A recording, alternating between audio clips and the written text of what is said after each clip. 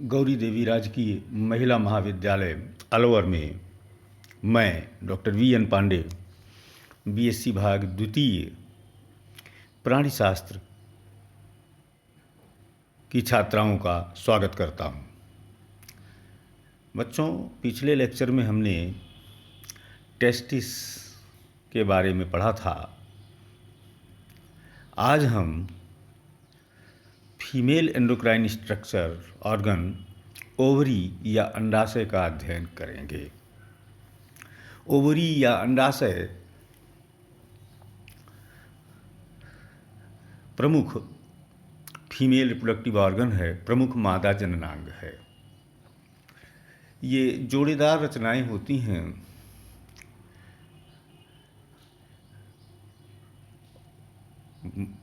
Mammalia में ये जोड़ेदार रचनाएं हैं।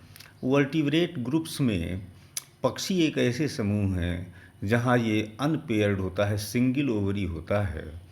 वहाँ पर उड़ान के लिए अनुकूलित होने के लिए एक ओवरी या एक अंडाशय डिजेनरेट हो जाता है और मात्र एक ही शेष रहता है। यहाँ हम मैमेलियन ओवरी की बात कर रहे हैं। मैमेलियन ओवरी पेयर्ड स्ट्रक्चर है। लगभग एक बादाम के आकार की ये रचना होती है।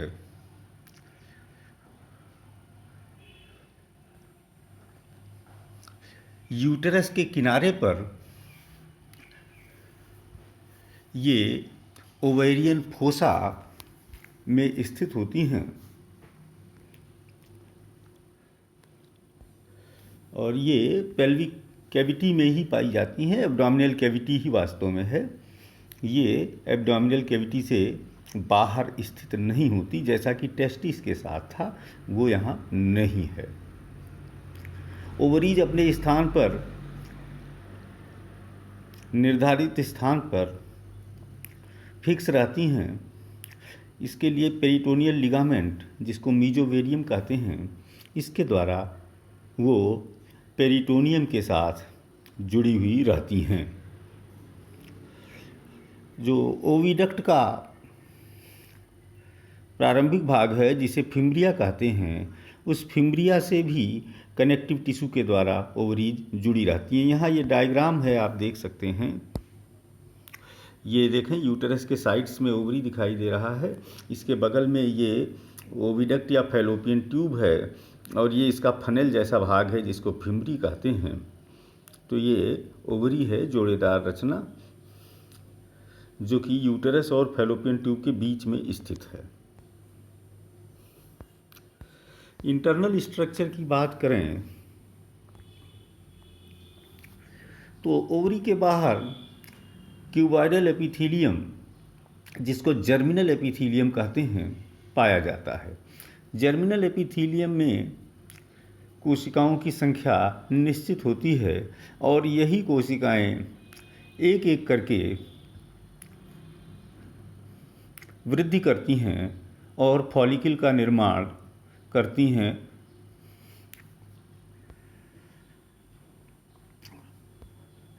अगर ओवरी का ओवरऑल स्ट्रक्चर देखें तो इसके दो भाग दिखाई देंगे। बाहर का भाग कॉर्टेक्स कहलाएगा और भीतर का भाग मेडुला कहलाएगा।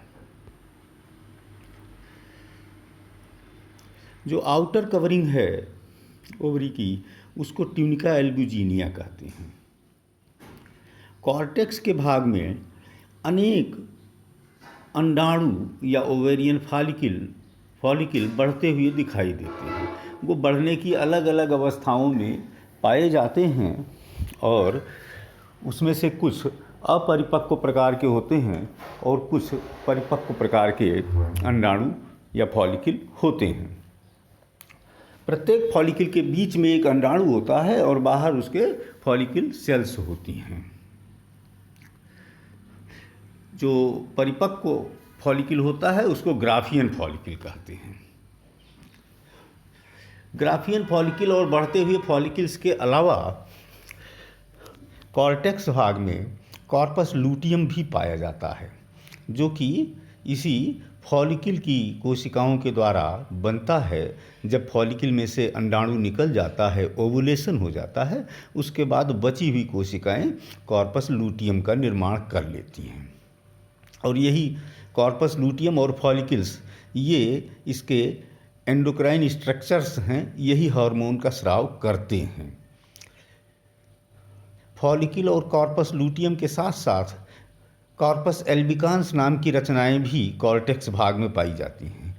ये वो रचनाएं हैं जो कॉर्पस लूटियम के डीजनरेट होने पर, कॉर्पस लूटियम के निष्क्रिय होने पर, नष्ट होने पर उसका शेष अवशेष रह जाता है, वो कॉर्पस एल्बिकान्स कहलाता है।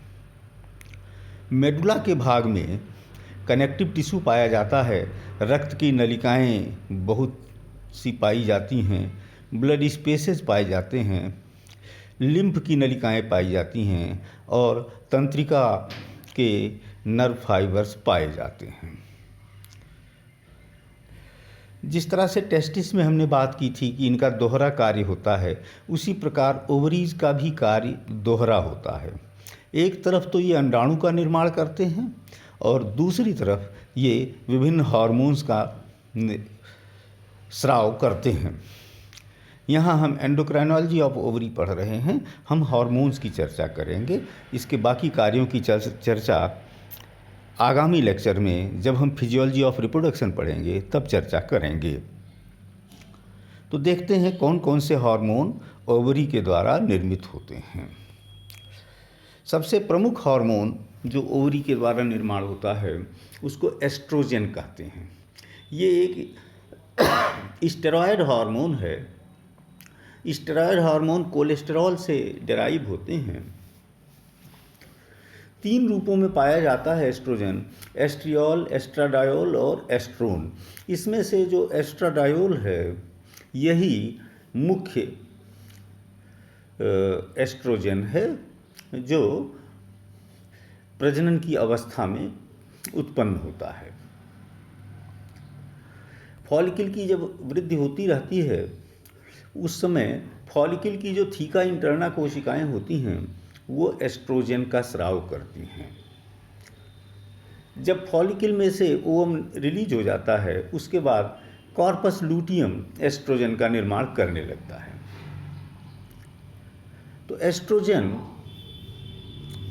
के कार्य के बारे में देखेंगे। ये फीमेल सेकेंडरी सेक्सुअल कैरेक्टर्स के डेवलपमेंट को प्रेरित करता है। ये डेवलपमेंट फैट डिपोजिशन के रूप में हो सकता है, आवाज़ में परिवर्तन के रूप में हो सकता है। साथ ही साथ एस्ट्रोजन के प्रभाव में मेमरी ग्लैंड्स, स्तन ग्रंथियों में नलिकाओं का विकास होता है, ट्यूबुलर डेवलपमेंट कहते हैं।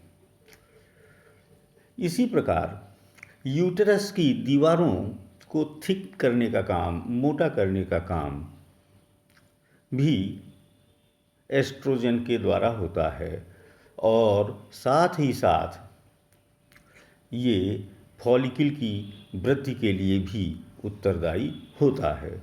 तो इस प्रकार से एस्ट्रोजन के कई स्तरों पर कार्य हैं।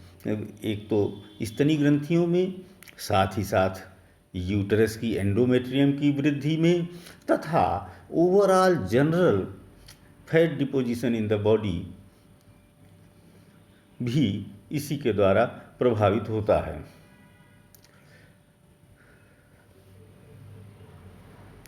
ये बोन डेंसिटी को भी मेंटेन करने का काम करता है।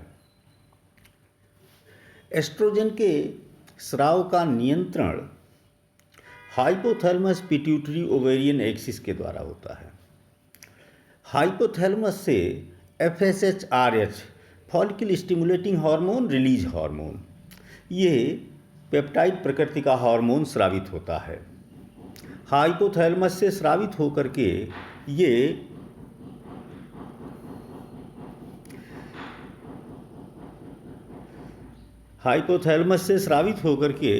ये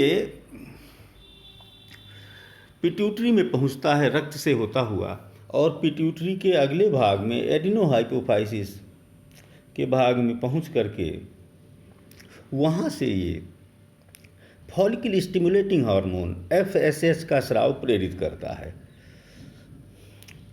और FSH ओवरी में जाकर के प्रभाव डालता है और वहाँ से एस्ट्रोजन के स्राव को प्रेरित करता है, वहाँ फॉलिकल की वृद्धि को प्रेरित करता है।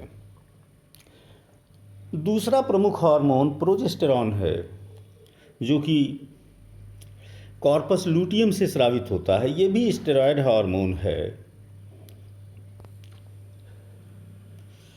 प्लेसेंटा, जब प्रेगनेंसी होती है उस समय प्लेसेंटा से भी प्रोजेस्टेरॉन स्रावित होता है। प्रोजेस्टेरॉन का कार्य है स्तनी ग्रंथियों में मिल्क ग्लैंड्स का डेवलपमेंट करवाना, स्तनी ग्रंथियों में ग्लैंडुलर डेवलपमेंट का कार्य करना।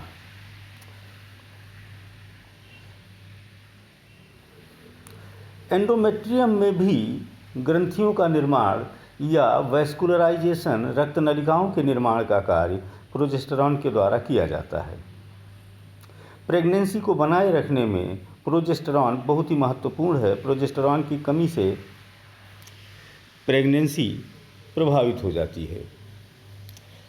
प्रोजेस्टेरॉन का स्राव हाइपोथैलेमस से रिलीज हुए LHRH, luteinizing hormone release hormone के नियंत्रण में होता है।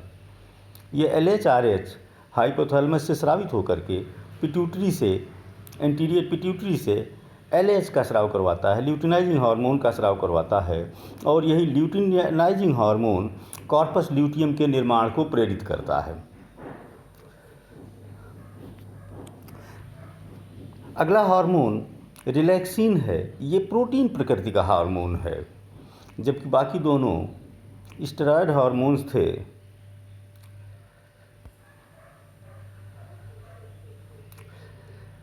रिलैक्सिन कॉर्पस लूटियम से और प्लेसेंटा से स्रावित होता है।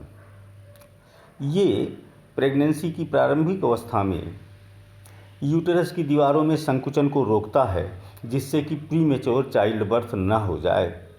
इसलिए ये यूटेरस की दीवारों को संकुचित होने से रोकता है।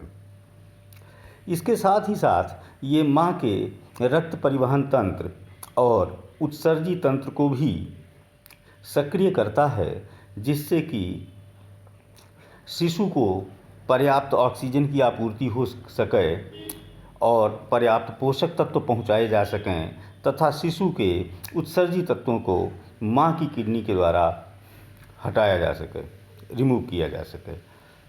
प्रेगनेंसी के अंत में रिलैक्सिन फीमेल के सर्विक्स और वेजाइना को रिलैक्स करता है, ब्रॉडनिंग करता है, ताकि चाइल्ड बर्थ आसानी से हो सके।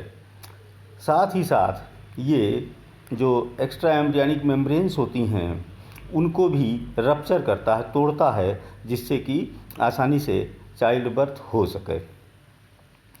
तो इस तरह से हमने आज चर्चा की, ओवरी की।